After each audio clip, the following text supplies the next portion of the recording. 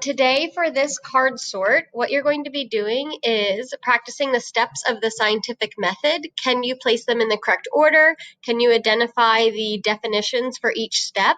And then can you also match an example for each step? So when you look at this card sort, I already have the steps in place. You have step 1 through 6 at the top. Those red cards will stay there.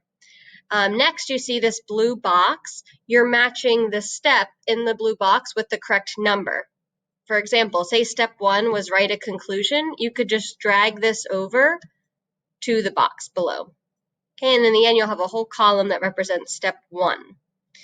To make your screen look like you're seeing right now, if you go up to this magnifying glass, my recommendation is to put it on 50%. And then it's really easy to zoom in if you are having trouble reading something or want the text larger, and you can zoom in and out pretty easily. So after you're done dragging all the blue cards over, what I would like you to do is record your answers. I gave each of you a little sheet that looks like this, okay, just to keep track of your answers, because in the end you have to check how well you did by clicking the link below. And it's going to ask you to plug your answers in. So this will help you keep track of what your answers are. So how you do that is, for step 1, when you zoom in to the blue card, you'll see a number in the upper left-hand corner. So this would be number 6. So then on your sheet where it says step 1, okay, for the blue card, the blue box, you would write number 6. So this is just a way for you to keep track of your answers as you go.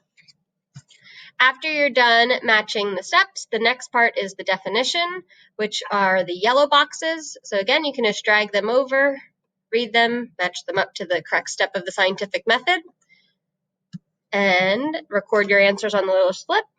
And then after that, the last step is the orange cards, which is a specific experiment that you're matching up the steps, the actual experiment to each step of the scientific method. When you're done, this should be completely filled out with just numbers, and then you'll use this to plug in your answers on Canvas.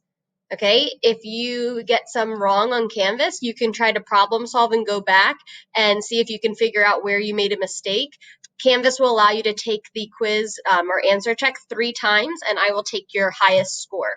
If you're really stuck, feel free to raise your hand and call me over, but hopefully this will help. And I do not want you to use any notes for this. Okay, so good luck and thank you.